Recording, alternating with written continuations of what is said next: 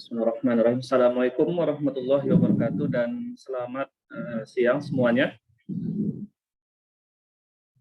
Baik, pada kesempatan kali ini kita akan melanjutkan perkuliahan kita sebelumnya tentang entrepreneurship atau kewirausahaan.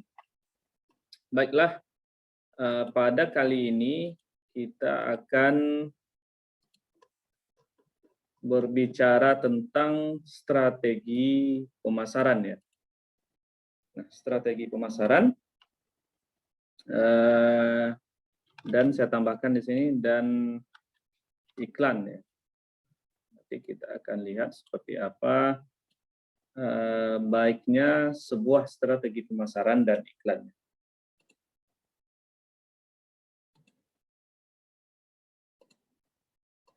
Baiklah. Sekarang kita lihat dulu sebetulnya apa sih strategi pemasaran. Apabila kita baca pada buku Griffin, strategi pemasaran merupakan suatu proses pelaksanaan konsepsi, penetapan harga, promosi, serta distribusi atas gagasan barang dan jasa untuk menciptakan pertukaran yang mampu memenuhi sasaran perseorangan dan organisasi. Nah, ini adalah strategi pemasaran menurut Griffin yang cukup sering digunakan pada tahun 2005 ya. Nah, sedangkan Kotler tahun 2009 mengatakan bahwa mengidentifikasi dan memenuhi kebutuhan manusia dengan cara yang menguntungkan. Intinya strategi pemasaran itu adalah suatu strategi, suatu cara, suatu metode untuk mendapatkan keuntungan. Nah, di sini pada buku American Marketing Association juga dijelaskan bahwa suatu fungsi organisasi dan serangkaian proses untuk menciptakan, mengomunikasikan, dan memberikan nilai-nilai kepada pelanggan dan untuk mengelola hubungan pelanggan dengan cara yang menguntungkan organisasi dan pemangku kepentingan lainnya. Itu ya. Jadi ada beberapa pengertian tentang strategi pemasaran. Nah, selanjutnya tentu ada pertanyaan, apa-apa saja yang akan kita pasarkan? Otomatis ada barang, bisa berbentuk jasa, ada tempat, bisa juga pengalaman, bisa orang, tempat, properti, dan organisasi. Jadi ada banyak yang dapat kita pasarkan ya. Nah, selanjutnya lingkungan pemasaran. Jadi lingkungan pemasaran ini ruang lingkupnya sebetulnya sangat luas. Nah, di sini dibuatkan yang pertama adalah politik dan hukum. Jadi kalau kita melihat yang di tengah-tengah ini adalah perusahaan, rencana, strategi, dan keputusan. Artinya kita sekarang berdiri di tengah-tengah, berbicara kita dalam posisi seorang entrepreneur atau kita pemangku keputusan pada sebuah perusahaan atau suatu kegiatan kewirausahaan. Nah, sehingga di sini ruang lingkupnya itu akan saling mempengaruhi, diantaranya ada politik dan hukum. Nah, ini penting. Kenapa? Karena strategi pemasaran ini ya kita akan pasti melihat kepentingan politik dan kepentingan hukum. Artinya ada hal-hal yang harus kita perhatikan di sana, misalnya apakah itu misalkan tentang strategi pemasaran, misalnya promosi misalkan contoh ya, itu kan ada aturannya, ada undang-undangnya yang harus kita lewati dan harus kita taati. Kemudian ada sosial dan budaya. Ini sangat penting. Kenapa? Karena sosial dan budaya ini akan sangat mempengaruhi sukses tidak suksesnya kita dalam melakukan pemasarannya. Sehingga strategi kita harus memperhatikan dua nilai ini. Nah, artinya apa? Kita memasarkan suatu produk misalkan di China dengan di Indonesia itu sudah pasti berbeda karena sosial culture yang berbeda, kebiasaan masyarakat yang berbeda membuat cara pandang masyarakat terhadap suatu produk yang kita pasarkan juga berbeda. Nah, misal seperti ini ya, kita identik orang Indonesia ini, misalnya katakanlah kita identik dengan ya maaf sebelumnya, misalkan kita biasa membuang air besar itu, setelah itu proses membersihkannya adalah dengan mencuci misalnya.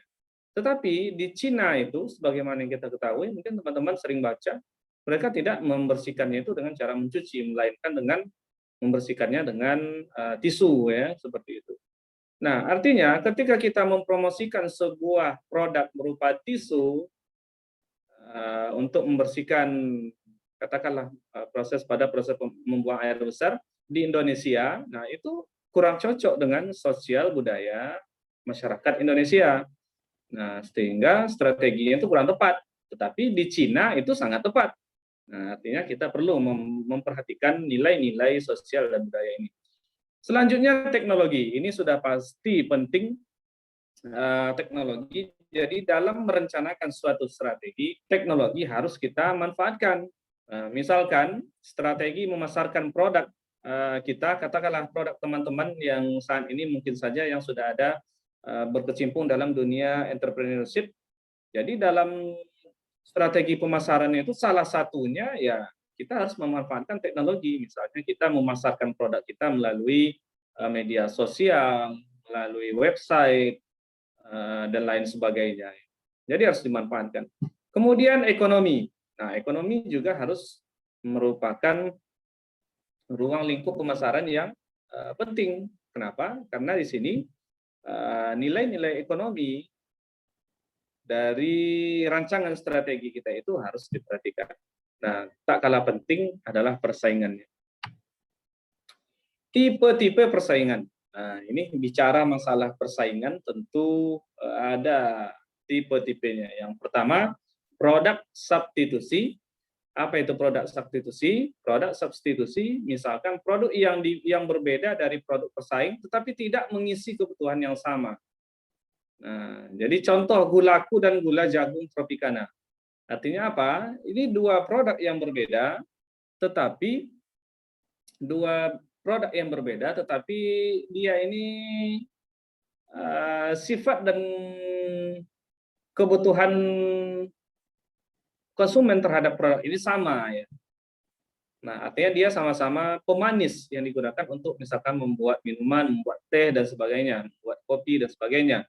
Nah, perbedaannya ya hanya di sini gulaku dan gula jagung tropicana ini bisa saja yang berbeda itu hanya bahan dasarnya. Misalnya ada dari jagung dan ada dari katakanlah dari tebu, misalkan.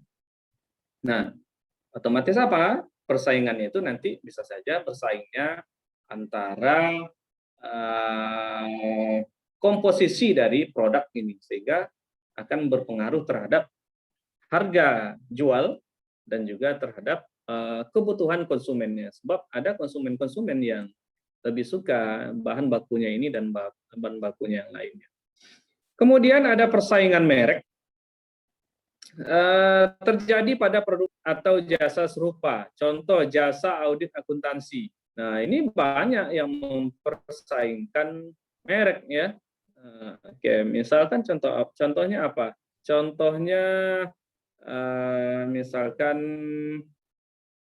perusahaannya atau jenis kegiatan usahanya adalah jasa swakelola suatu bank misalnya. Jadi nama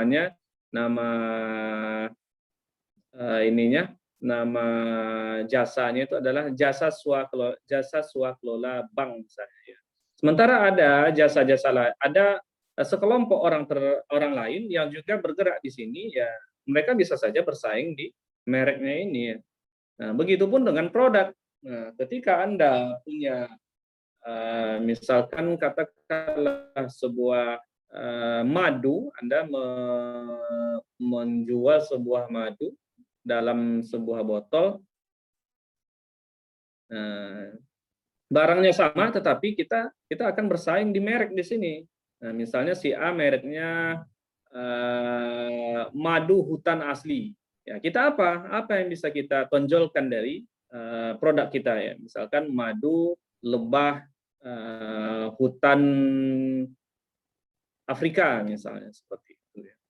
Lalu ada juga persaingan internasional. Nah, di sini misalkan contohnya adalah Lion Air dan Air Asia. Ini sama-sama maskapai penerbangan. Nah, strategi. Jadi, strategi itu adalah suatu kesatuan rencana yang menyeluruh dan terpadu untuk mencapai tujuan. Harus ada tujuan dan target-target yang perlu kita perhatikan untuk menyusun suatu strategi. Nah, kemudian strategi adalah suatu pendekatan secara keseluruhan yang berkaitan dengan pelaksanaan gagasan, perencanaan, dan eksekusi sebuah aktivitas dalam kurun waktu tertentu. Sehingga dalam hal ini strategi untuk pemasaran ini ada strategi jangka pendek, strategi jangka menengah, dan ada strategi jangka panjang. Nah, kemudian perencanaan dasar suatu aksi yang dipilih untuk mencapai suatu tujuan. Sehingga di sini juga dapat dikatakan strategi itu adalah taktik, cara yang memiliki ruang lingkup lebih sempit dan waktu yang lebih singkat jika dibandingkan dengan strategi. Ini bedanya ya taktik ya. Jadi taktik itu ruang lingkupnya lebih sempit dari strategi. Cara dalam menjalankan rencana tersebut yaitu teknik yang dipakai untuk melaksanakan strategi. Jadi strategi ini dapat dapat terdiri atas beberapa taktik ya. Nah, jadi kumpulan dari taktik itu bisa membentuk suatu strategi.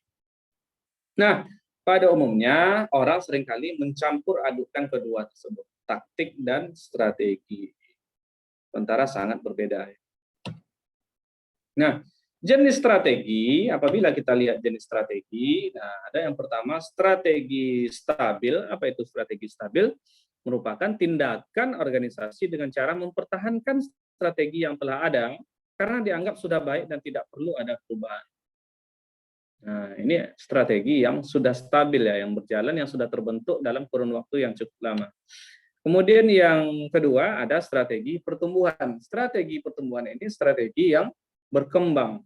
Nah, ini bisa berbentuk internal pengembangan produk jasa, eksternal integrasi vertikal merger, dan ekspansi pengembangan pasar dan diversifikasi. Sehingga strategi ini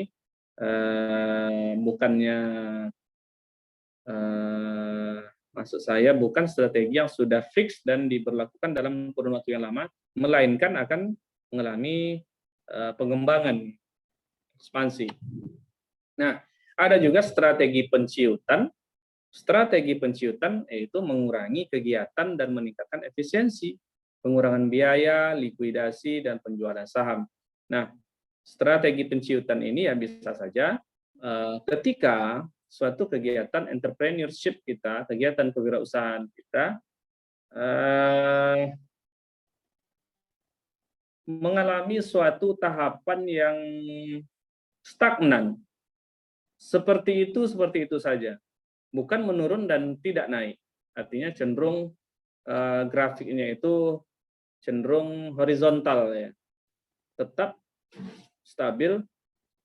Nah, sehingga dalam keadaan ini kita perlu strategi, yaitu strategi penciutan untuk mengurangi biaya-biaya, baik dalam biaya produksi.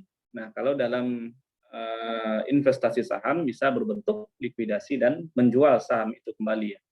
Nah, sedangkan strategi yang berikutnya adalah strategi kombinasi, yaitu penggabungan dari ketiga strategi yang sudah kita jelaskan di atas tadi.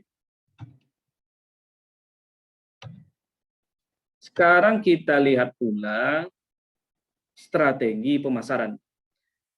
Jadi sebagaimana yang sudah saya sampaikan tadi, strategi itu merupakan kumpulan beberapa teknik, kumpulan dari beberapa taktik untuk mencapai suatu target tertentu yang sudah kita tetapkan ketika kita menyusun suatu strategi. Nah, sedangkan di dalam pemasaran, perlu kita ketahui bersama, strategi adalah serangkaian tindakan terpadu menuju keunggulan kompetitif yang berkelanjutan. Nah, kenapa kita perlu strategi pemasaran ini? Sebagaimana yang kita ketahui pada saat ini, persaingan antar entrepreneur itu, di mana kita lihat kegiatan entrepreneurship itu sangat-sangat intens yang produknya, satu produk itu bisa dihasilkan atau bisa dipasarkan oleh sangat banyak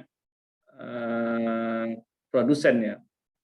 Nah, atau dipasarkan oleh sangat banyak perusahaan, sehingga persaingan di sini sangat kompetitif dan sangat ketat, sehingga kita perlu suatu strategi bagaimana kita memasarkan produk kita sehingga produk kita dapat bersaing di pasarannya.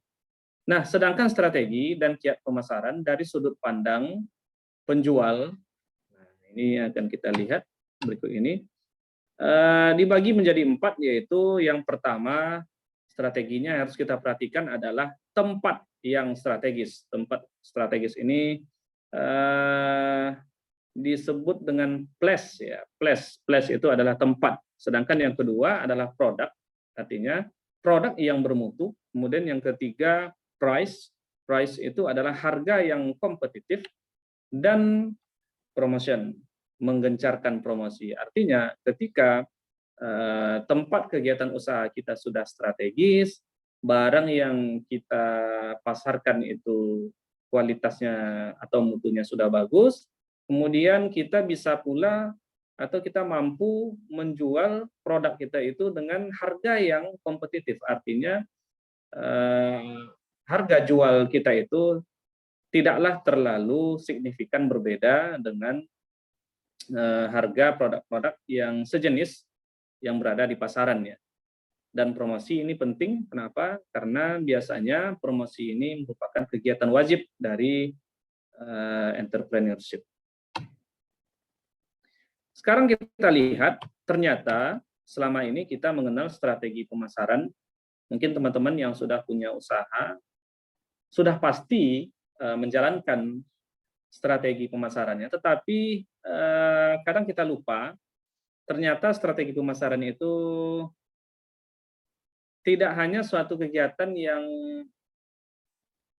kita munculkan dari pikiran kita untuk bagaimana cara memasarkan produk kita dan diterima oleh konsumennya. Tetapi di sini ternyata ada konsep yang harus kita perhatikan. Nah, di sini kita lihat tujuan akhir dan konsep strategi pemasaran merupakan kepuasan pelanggan sepenuhnya.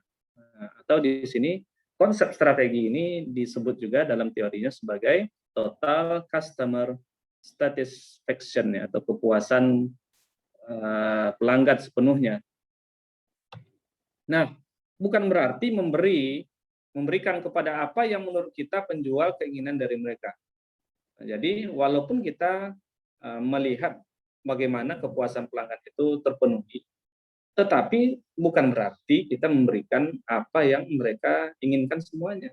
Kita selaku yang menjual produk kita juga perlu mempertimbangkan, karena sebagaimana yang sudah kita pelajari pada minggu-minggu sebelumnya, harga produk itu sangat banyak pertimbangannya, mulai dari product cost, kemudian production cost, kemudian ada promotion yang tadi sempat saya sampaikan, dan juga biaya-biaya lainnya yang merupakan biaya atau beban wajib dari kegiatan usaha kita. Nah, tetapi walaupun kita tidak memberikan seutuhnya apa yang mereka inginkan, tetapi apa yang sesungguhnya mereka pelanggan inginkan, serta kapan dan bagaimana mereka inginkan terhadap apa yang kita sediakan untuk mereka. Jadi itu sangat penting. Konsep selanjutnya adalah dari sudut pandang pelanggan. Kalau tadi ada 4P, ya, mulai dari place, ada product, ada price, dan ada promotion. Sedangkan 4C adalah yang pertama, customer needs and wants. Ini keinginan customer dan kebutuhannya. Ini perlu kita pertimbangkan dalam menyusun suatu strategi pemasarannya. Kemudian ada juga cost to the customer atau biaya pelanggan, dan convenience. Convenience itu adalah kenyamanan. Jadi 3 hal ini juga harus kita perhatikan dalam menyusun suatu strategi pemasaran. Lalu communication ini ditambah satu lagi, artinya 3C+1 ini strateginya, yaitu komunikasi. Kenapa? Karena komunikasi ini bagian penting dari promosi, baik dalam mempromosikan produk kita di media sosial atau media-media lainnya, maupun kita mempromosikan secara langsung. Komunikasi sangat penting agar konsumen dapat menerima dan mengerti terhadap produk-produk yang kita tawarkan terhadap mereka. Sekarang kita lanjutkan dengan market scope strategy atau strategi lingkup dari pasar.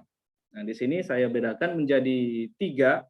Yang pertama single market strategy, kemudian yang kedua multi market strategy, dan yang ketiga adalah total market strategy. Nah, jadi di sini kita dapat melihat konsentrasi dan usaha-usaha dari single segment. Nah, ini mensyaratkan satu, melayani market secara keseluruhan. Nah, dari apa kesulitan-kesulitan yang dialaminya. Itu syarat yang pertama. Kemudian yang kedua adalah menghindari kompetisi dengan perusahaan-perusahaan yang sudah stabil. Jadi ketika misalkan kita membuat suatu produk, katakanlah produk kita misalkan kita membuat suatu perusahaan atau katakanlah usaha kecil, UKM, usaha kecil menengah, misalnya kita menjual produk kita berupa ayam goreng misalkan seperti itu. Nah, jadi hindari kompetisi dengan established itu, ya kita jangan bersaing dengan misalnya dengan KFC, dengan McD yang sudah perusahaannya established dan sudah berdiri lama. Jadi hindari kompetisi dengan mereka. Artinya apa? Kita tetap dapat memasarkan, dapat mempromosikan produk kita, tetapi jangan kita berkompetisi dengan yang ini. Artinya jangan membandingkan produk kita dengan produk-produk dari perusahaan ini, ya, perusahaan yang sudah stabil ini. Kenapa? Karena sangat sulit rasanya dalam mindset masyarakat tetap ayam goreng itu adalah dari McD dan KFC, misalkan seperti itu. Nah, sedangkan strategi multi pasar, multi market strategi, nah ini melayani beberapa keinginan daripada pasar. Nah, kalau tadi hanya melayani satu keinginan pasar saja, ya. Kalau ini ada beberapa keinginan dari pasar. Nah, sedangkan persyaratannya adalah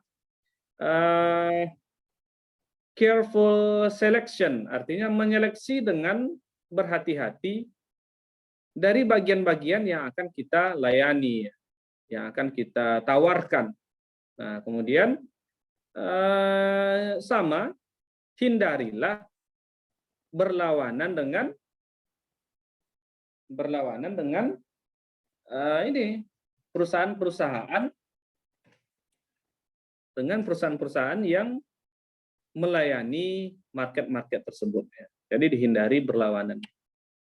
Nah, sedangkan total market strategi ini dia melayani seluruh spektrum atau semua aspek dari pasar dengan menjual produk-produk turunan untuk segmen-segmen yang berbeda di suatu pasar, ya.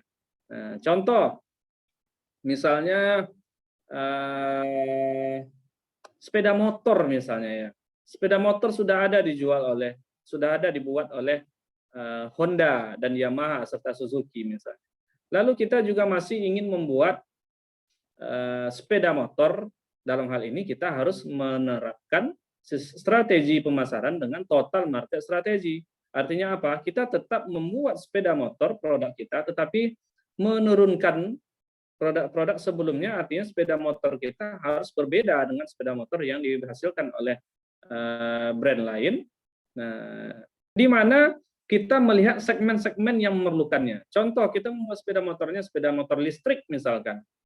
Nah, otomatis ini nantinya akan diminati oleh segmen-segmen yang misalkan di sana listrik bahan bakar susah, misalnya seperti itu ya. Nah, persyaratannya adalah pekerja mengerjakan kombinasi-kombinasi lain dari harga, produk, promosi, dan distribusi strategis in different segments. Artinya apa? Produk kita kan tadi berbeda ya.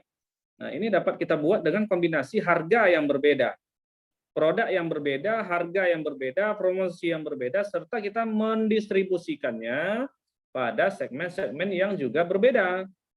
Nah, seperti itu. Sedangkan yang selanjutnya adalah top management commitment to embrace entire market ya. Jadi pimpinan dari perusahaan kita juga harus komitmen, nah juga harus untuk berkomitmen untuk mengembraskan entire market ya, market atau pasar-pasar yang lainnya. Kemudian untuk total market strategi ini sudah pasti tentunya mensyaratkan strong financial position. Artinya posisi keuangan harus dalam keadaan baik. Nah, kita lihat strategi memasuki pasar, market entry strategi. Kalau tadi strategi pasarnya, kalau sekarang strategi memasuki pasarnya itu seperti apa? Nah, market entry strategi ini, strategi memasuki pasar terdiri atas beberapa strategi ya. Yang pertama kita sebut sebagai first in strategi. Hal-hal yang pertama pada strategi. Kemudian early entry strategi. Strategi awal memasuki pasar ya. Kemudian ada juga laggard entry strategi. Nah, kita lihat strategi masuk yang pertama, first in strategi adalah entering the market before all others. Artinya apa? Strategi yang pertama ini, be the first, jadilah yang pertama. Artinya kita masuk ke dalam pasar itu, kita adalah perusahaan kita yang pertama yang masuk ke dalam pasar tersebut sebelum orang lain. Nah, misal kita ingin memasarkan produk solar cell, produk panel surya terhadap kepada suatu misalkan katakanlah terhadap suatu badan pemerintah, misalnya pemerintahan provinsi, Pemprov misalkan, ya jadilah Anda orang yang pertama masuk ke dalam sana. Nah, itu bagian dari strategi. Nah, sehingga di sini mensyaratkan adalah bersedia dan harus mampu menanggung resiko. Kemudian penguasaan teknologi juga harus mantap, kompeten, dan strive to stay ahead, dan heavy promotion. Nah, artinya apa? Di sini juga dapat diartikan produk yang kita jual itu adalah produk yang sebelumnya belum ada di pasaran. Jadi kita yang masuk ke dalam pasaran, produk kita yang masuk ke dalam pasaran. Contoh, kita ingin membuat suatu produk kue yang sebelumnya belum pernah ada, sekarang kita buat dan kita masukkan ke dalam pasar. Artinya kan kita masuk ke dalam pasar yang pertama ya. Kita yang pertama. Tetapi di sini ya kita harus berani menanggung risiko. Kenapa? Karena produk yang pertama kita masukkan itu yang sebelumnya belum ada, bisa saja itu diterima dan bisa tidak diterima oleh pasar, sehingga kita harus siap untuk menanggung risiko. Nah, kemudian kita juga harus kompeten dalam penguasaan teknologi dalam menghasilkan produk dan harus menggencarkan promosi. Ini penting karena produk kita banyak yang belum kenal. Create primary demand. Nah, ini juga penting, kita harus membuat primary demand-nya. Nah, kemudian berhati-hatilah mengevaluasi kekuatan kita, strength kita seperti apa, supaya kita tahu posisi kita pada suatu saat-saat tertentu. Baik, early entry strategy. Ini adalah strategi masuk awal. Strategi masuk awal, entering the market in quick occasion after the leader. Nah, ini maksudnya apa? Artinya, kita memasuki suatu pasar itu harus lebih awal daripada yang menguasai pasar. Ini yang paling penting. Nah, contoh kita mau menjual produk sepeda motor listrik tadi misalnya di suatu tempat, katakanlah di Wamena, misalnya di Wamena, Irian Jaya. Artinya apa? Kita harus masuk ke sana sebelum yang memimpin produk-produk ini masuk ke sana, misalnya Honda, Suzuki, Yamaha yang sudah established, ya kita harus masuk ke dalam, kita harus masuk yang pertama. Sehingga syaratnya adalah superior marketing strategy, ample resources, kemudian strong commitment to challenge market leader. Harus punya komitmen yang kuat untuk menantang market leader yang menguasai pasar di sana. Sekarang kita lihat pula laggard entry strategy atau strategi masuk belakangan. Nah, strategi masuk belakangan ini juga ada kalanya penting kita lakukan. Di sini kita lihat memasuki market toward tail end of growth phase. Jadi kita memasuki pasar itu pada tahap penumbuhan, pada fase-fase pertumbuhan dari pasar itu sendiri. Nah, atau during maturity phase, atau setelah barang-barang produk-produk yang sejenis dengan kita sudah masuk ke dalam pasaran, baru kita masuk. Nah, itu kita sebut sebagai laggard entry strategy. Jadi sekali lagi memasuki suatu pasar pada saat toward tail, pada ujung suatu fase, kemudian bisa juga pada fase maturity. Nah, maturity ini ya setelah orang mengeluarkan, mempromosikan produk di sana, lalu setelah itu kita masukkan pula produk kita. Nah, itu kita sebut sebagai laggard entry strategi belakangannya. Nah, di sini modenya terdapat dua. Yang pertama imitator atau peniru, entering market with me to product. Nah, artinya apa? Kita meniru produk yang sudah masuk ke dalam pasar. Ketika produk itu laris, ya kita masuk setelah itu dengan meniru produknya itu. Nah, tetapi tetap kita memperhatikan copyright-nya ya. Produk tersebut tidak boleh kita tiru sepenuhnya. Kemudian ada initiator, entering market with unconventional marketing strategies. Artinya kita memasuki pasar tersebut terlambat, tetapi kita memasukkan barang kita itu adalah barang yang baru. Nah, initiator. Sedangkan syaratnya di sini, imitator tadi syaratnya adalah market research ability. Jadi meniru itu kita harus mampu meriset pasarnya dulu, mempelajari pasar, kemudian harus mampu memproduksi, meniru itu ya memproduksi. Sedangkan syarat daripada initiator adalah market research ability sama, dan ability to generate creative marketing strategies. Artinya apa? Kita harus mampu berpikir kreatif dan inovatif dalam memikirkan strategi marketing kita.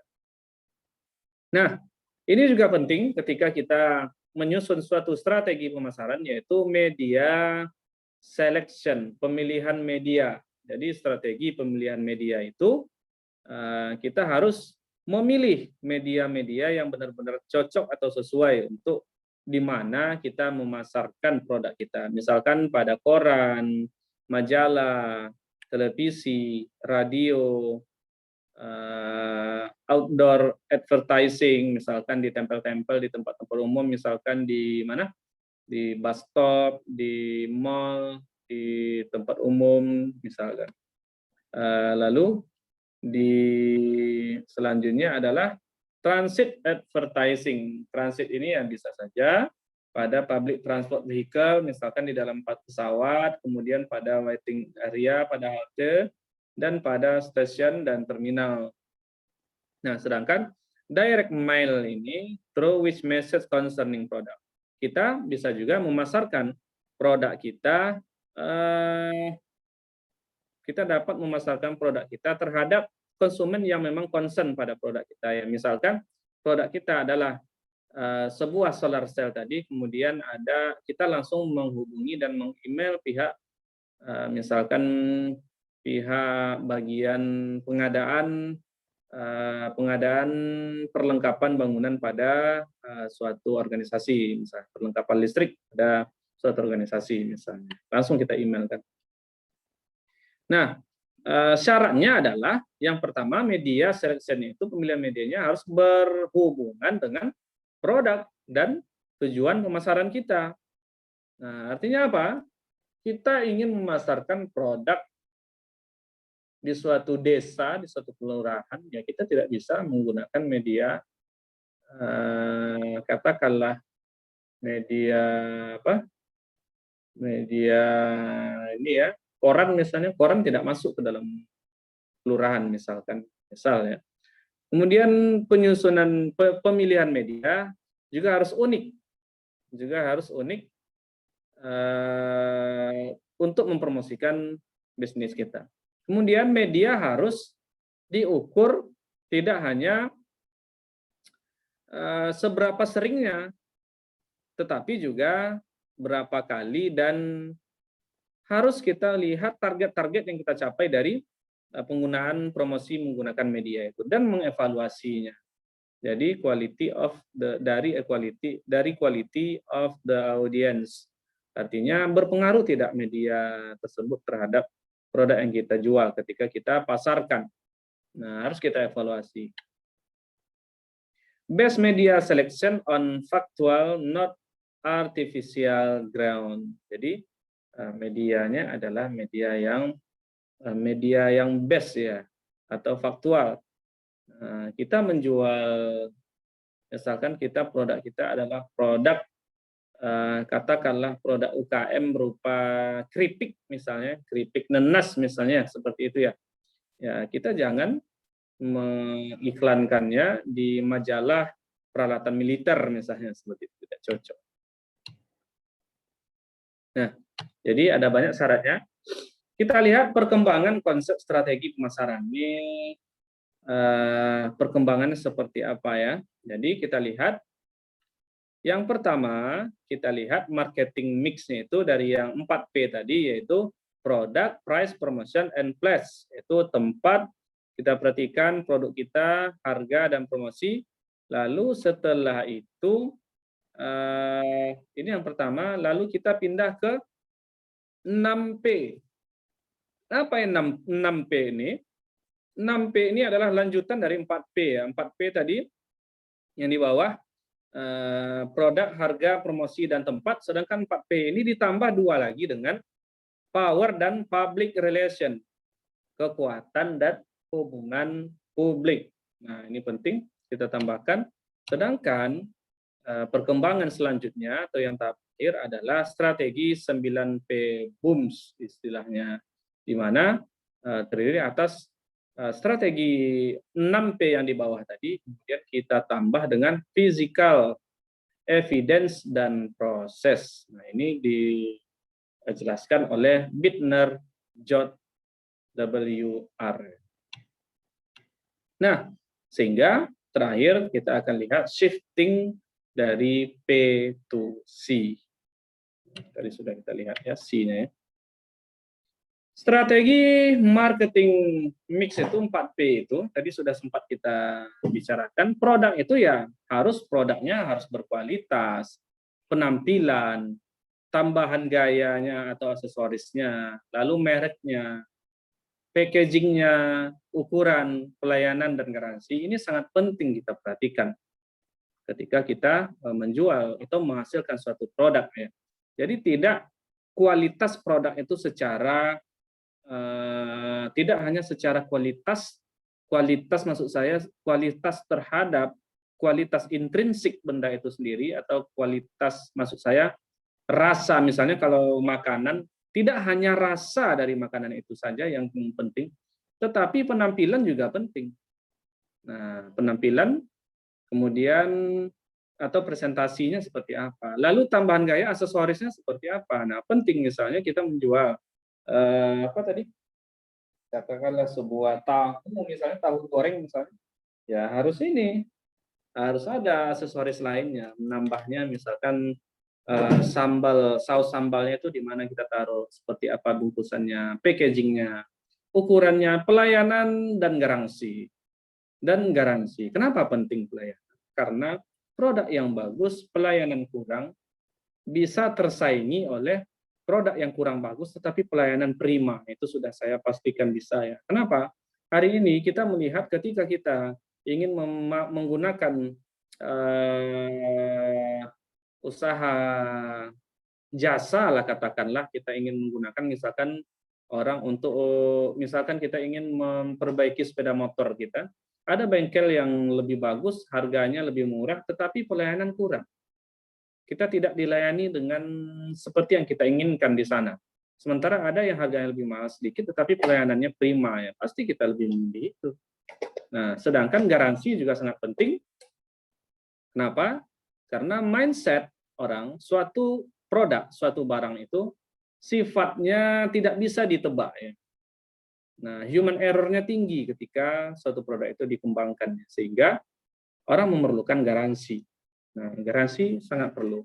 Produk yang kualitasnya sangat bagus tidak ada garansi. Produk yang kualitasnya kurang bagus tapi garansi, kita mungkin lebih memilih yang garansi. Contoh, kenapa kita selama ini mau membeli lampu Hanox misalnya? Ini maaf ya, saya menyampaikan merek di sini. Sebelumnya kita tahu lampu itu ya Philips, Panasonic ya. Philips dan Panasonic. Sebelumnya kita cuma mengenal itu. Lalu setiap kita ingin membeli lampu, kita cenderung membeli itu. Walaupun ada yang lebih murah, tapi kita membeli produk Philips dan Panasonic. Walaupun ada yang lebih murah nih, tetapi yang lebih murah itu garansinya tidak ada. Walaupun kualitas barangnya sama, terangnya sama, tetapi garansinya tidak ada, kita tetap akan membeli Philips dan Panasonic. Tetapi ketika ada barang yang lebih murah dan digaransi juga, walaupun brandnya beda, tidak tidak Panasonic dan Philips misalnya, seperti Hanox misalnya muncul beberapa tahun belakangan, dan dia menawarkan juga ada garansi. Nah, sehingga kita lihat sampai hari ini masyarakat dapat menerima produk tersebut. Orang banyak membeli lampu Hanox di pasarannya. Seperti itu. Artinya garansi juga berpengaruh. Lalu price, daftar harga, potongan, pengecualian, periode pembayaran aturan kredit ini juga sangat-sangat penting diperhatikannya. Artinya ketika kita memasarkan suatu produk, ya perhatikanlah harga. Perhatikanlah harga produk kita. Apakah produk kita jual terlalu mahal, ataukah terlalu murah, atau berada di harga pasaran. Kita harus perhatikan ini. Kemudian kita lihat juga apakah ada diskon di sana, apakah ada aturan kredit dan lain sebagainya. Nah, promotion, iklan, penjualan barang, publisitas ini sangat penting. Promotion ini sangat penting, sebagaimana yang saya jelaskan tadi. Promotion termasuk ke dalam strategi marketing yang harus kita tekankan ya. Kenapa? Promosi ini kita mengenalkan produk kita kepada orang lain. Nah, kemudian tempat juga tidak kalah penting ketika kita menjual satu barang secara langsung ke konsumen. Kalau sekarang kan banyak online ya. Kalau online tidak berpengaruh tempat, tetapi offline atau secara langsung sangat berpengaruh. Misalkan kita ingin membuka suatu unit usaha, katakanlah usaha farmasis misalnya, obat ya, kita menjual obat farmasis, kita harus melihat tempat yang betul-betul strategis di sini. Kita tidak akan, kegiatan usaha farmasis kita akan terhambat ketika kita membuka usaha itu misalkan di suatu tempat yang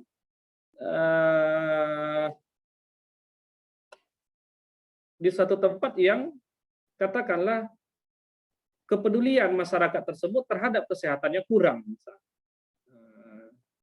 Dari mana kita bisa tahu? Ya, kita sebelum melakukan usaha itu, kita akan melakukan analisa kelayakan usaha. Kita akan melakukan riset dulu di sana ya. Sehingga kita mencari tahu bagaimana kebiasaan, kebudayaan, dan ya nilai-nilai yang tadi sudah sempat kita ini kan dari konsumen itu sendiri di suatu tempat. Kita membuka suatu apotek atau suatu farmasis di tempat yang sepi. Nah, itu juga bukan strategis.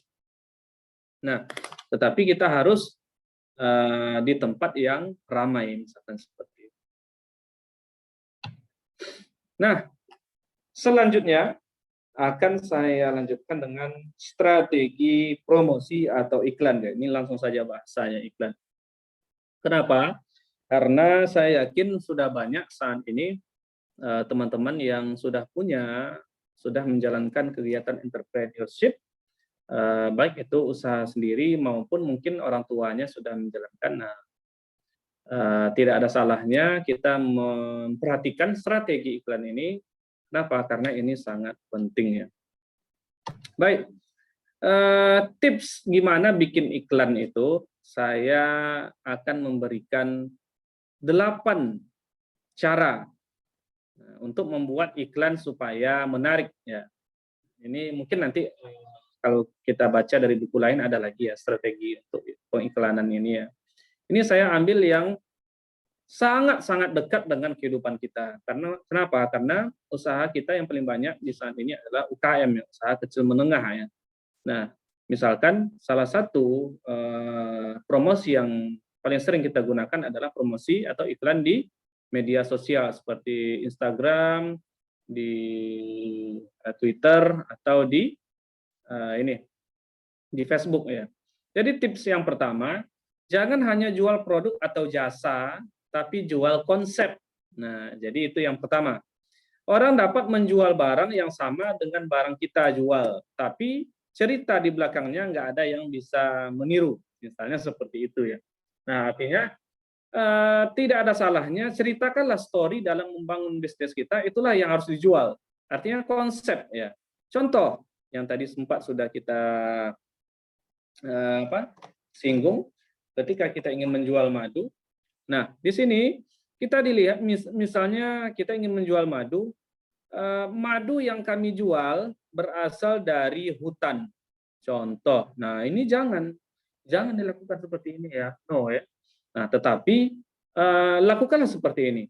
Lebih dari 500 hektar bunga liar di hutan Kalimantan yang memberi asupan untuk lebah madu kami, dari situlah madu ini dihasilkan. Nah, sesuai dengan konteksnya bisa didramatisir lagi ini ya. Jadi seperti itu strateginya. Kita tidak hanya menjual madu, tapi kita jual konsepnya bagaimana dan seperti apa produk kita ini kita hasilkan ya. Ini tips yang pertama. Tips yang kedua, menjual obat lebih baik daripada menjual vaksin atau preventif. Konsumen lebih tertarik membayar mahal untuk mengobati dibanding mencegah. Nah, ini untuk ketika kita membuka usaha di sektor farmasi misalnya ya, atau apotek. Nah, kita lihat contoh iklannya. Jadi contoh iklannya yang pertama, krim ini bagus untuk menjaga agar tidak berjerawat. Nah, ini adalah contoh yang tidak patut untuk kita tiru. Nah, di sini disampaikan no ya. Nah, lalu bagaimana seharusnya? Seharusnya tipsnya adalah kita menjual obat lebih baik daripada menjual vaksin atau preventif ya. Kita preventif atau menghilangkannya. Jadi sekarang krim ini bagus untuk menghilangkan jerawat. Nah, ini yang seharusnya seperti ini. Jadi sekali lagi obat itu lebih bagus daripada menghindari ya. Kenapa? Di sini kalau di sini kan pada yang krim ini bagus untuk menjaga, ini kan menghindari, menjaga. Kalau sini menghilangkan, kira-kira bagus mana? Nah, jadi iklan yang hampir sama, tetapi dengan dua kata yang berbeda ini akan membuat mindset daripada pembaca iklan kita atau konsumen kita akan sangat terpengaruhi ya. Nah, kemudian yang ketiga, tugas kalimat pertama adalah untuk membuat orang tertarik membaca kalimat kedua. Nah, boleh juga kita gabungkan keduanya. Dan seterusnya hingga call to action, membeli, buat secara pendek dan tidak lengkap sehingga yang baca penasaran lalu ingin membaca sampai habis. Kalau pengen, nah nanti kita kalau ingin melihatnya nanti kita lihat contoh tips yang ketujuh ya. Jadi ada 3 ada ya. Lalu tips yang keempat, setelah menulis draft yang pertama, kita simpan dulu, lalu kita cek lagi, terus kita mengeditnya. Nah, jadi bikin iklan itu jangan langsung kita buat dan kita publish ya, melainkan kita buat draftnya dulu, kita simpan, lalu kita revisi. Nah, sehingga kita subconscious kita memerlukan waktu untuk bisa kreatif. Artinya apa? Kita perlu waktu untuk memikirkannya agar terlihat lebih kreatif. Kemudian tips yang kelima adalah memasukkan elemen manusia. Nah, ini penting. Elemen manusia. Ini sering terjadi pada gambar promosi memasukkan elemen manusia supaya konsumen merasa terhubung. Nah, Anda lihat iklan misalnya iklan susu balita, iklan susu balita itu terserah brandnya apa ya, SGM, Pertamina, Nutrigen dan lain sebagainya ya. Nah, jadi rata-rata kan di sana ada gambar anak, seorang anak misalnya yang sedang minum, tentu otomatis anaknya anak yang terlihat fresh, segar, sehat, kuat. Nah, seperti itu. Artinya ini akan menghubungkan produk terhadap pembeli ya. Misalkan taruh tangan megang produk kita. Taruh tangan megang produk kita itu seolah kita pegang produk kita itu. Jangan hanya gambar produk. Jangan hanya gambar produk saja, atau ada orang yang lagi mengkonsumsi produk kita seperti yang saya contohkan tadi ya, seperti susu balita tadi, ada seorang anak yang sedang meminum obat susu tadi ya. Nah, yang keenam tipsnya adalah tambahkan bukti dalam promosi. Nah, ketika kita ingin mempromosi itu ya kita harus membuktikannya. Misal kita menampilkan, ya tidak salah kita menampilkan beberapa orang anak yang pertumbuhannya bagus, kemudian keaktifannya bagus, kesehatannya bagus, ya, setelah mengonsumsi produk yang kita berikan, misalnya susu balita tadi ya. Nah, sehingga kita juga harus disarankan menampilkan data. Nah, data itu kan merupakan salah satu dari bukti ya. Misalkan 9 dari 10 pelanggan kami mendapatkan manfaat apa dari produk yang kita jual itu. Nah, itu sangat membantu kita ya. Lalu buatlah pelanggan penasaran. Nah, ini penting. Sekarang kita kan seperti itu melihat iklannya. Contoh, kalau teman-teman baca hingga tips ke-7 ini, nah berarti tips yang nomor 3 tadi berhasil ya. Sekarang kita lihat ya. Contoh, kalau teman-teman baca hingga tips ke-7, ini berarti tips kita yang nomor 3 berhasil. Paham maksudnya kan? Semoga paham maksud saya ya. Nah, yang ke-8 adalah pakailah power words, menggunakan kata-kata yang power. Nah, misalnya contoh gratis, cepat, nyaman, mudah, sell, diskon, dan lain-lain. Itu akan membuat daya tarik emosional dan rasa urgensi konsumen kita untuk mendapatkan produk itu semakin meningkat. Jadi itu sangat penting ya. Baik, di sini karena kita sudah lama tidak kuis, saya akan memberikan kuis, tetapi soalnya belum ya. Jadi contoh iklan, nah misalnya seperti ini contoh iklan. Di sini saya mencontohkannya. Misalkan yang pernah terlewat di FB saya di suatu laman Facebook, misalnya saya pernah lihat seperti ini. Sore ini ready ya ibu-ibu roti John-nya buat ibu-ibu yang nggak sempat masak tapi sudah lapar, mudah dan mengenyangkan. Nah, coba kita lihat iklan ini ya. Sekarang kita telaah iklan ini yang sempat saya lihat di FB. Misalnya ingat konsep dasar pada kasus ini bisa juga diaplikasikan untuk produk yang lain ya. Jadi kita lihat, satu, bu ibu yang nggak sempat masak. Nah, bu ibu yang nggak sempat masak, biasanya orang yang nggak sempat masak bakal beli makan berat. Nah, itu bakal beli makan berat seperti nasi dan lauk. Misal nasi Padang, lauk pauk, dan lain-lain. Orang beli roti john kalau nggak sempat masak. Nah, jadi artinya ini pesan dari iklan ini kurang nyampe ya, pesannya tak sampai. Nah, kenapa? Karena tadi kan sore ya ibu-ibu roti johnnya sudah ada. Ibu-ibu buat yang nggak sempat masak tapi sudah lapar. Nah, padahal di sini orang yang tidak sempat masak tetapi sudah lapar ya perlunya bukan makan roti, melainkan urgennya adalah makan nasi atau lauk. Nah, seperti itu ya.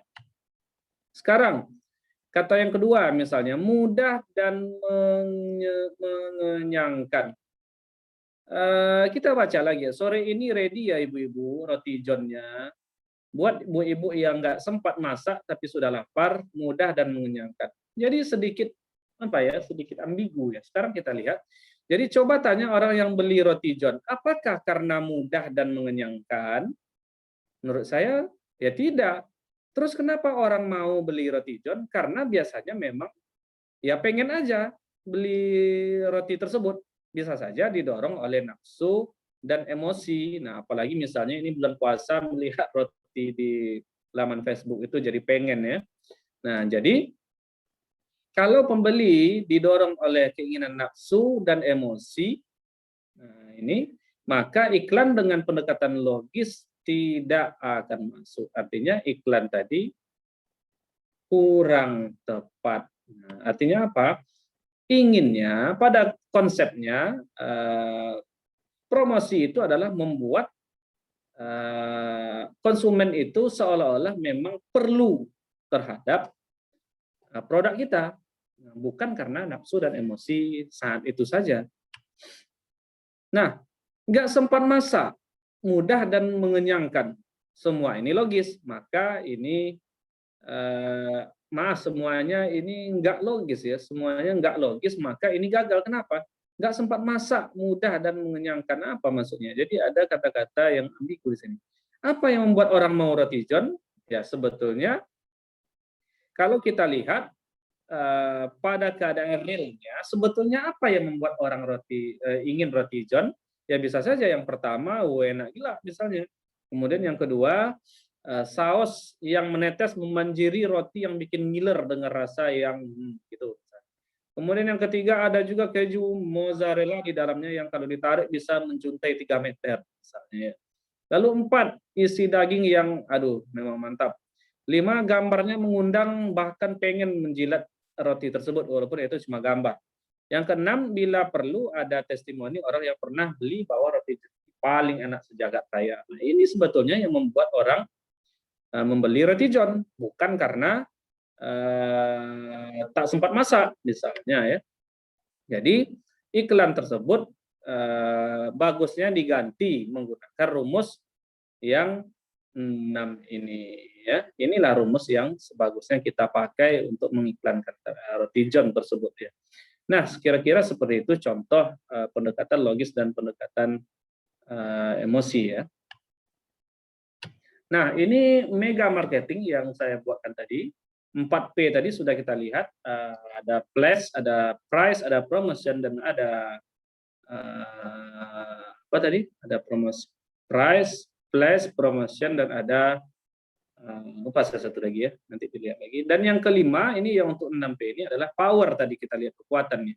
Yaitu powerful, kekuatan kita untuk mengenali, membina hubungan dengan pihak-pihak yang memiliki pengaruh terhadap pasar ya, terhadap pasar. Nah, artinya misalkan yang berpengaruh itu biasanya bisa saja ada pemerintah dalamnya, ada juga di sana perusahaan-perusahaan yang sudah established tadi. Kemudian ada public relation, hubungan publik, yaitu memikirkan dan menciptakan bagaimana cara pendekatan untuk bisa membangun image atau citra yang baik terhadap produk dan jasa di kalangan masyarakat. Nah, ingat kalau kita jadi pelanggan, pasti kita akan melewatkan iklan yang sama sekali tidak nendang dan tidak mengundang keperasaan atau pikiran kita. Itu sudah pasti. Nah, shifting dari P ke C itu maksudnya adalah tadi yang sudah kita sempat, yang sebelumnya product price place promotion. Nah, ini jalan keluar terhadap permasalahan konsumen adalah customer solution, C-nya customer solution. Sementara permasalahan biaya biasanya cost to customer, biaya untuk pelanggan. Place itu menayangkan nyaman, convenience, kemudian promotion itu adalah communication. Jadi itu hubungannya ya.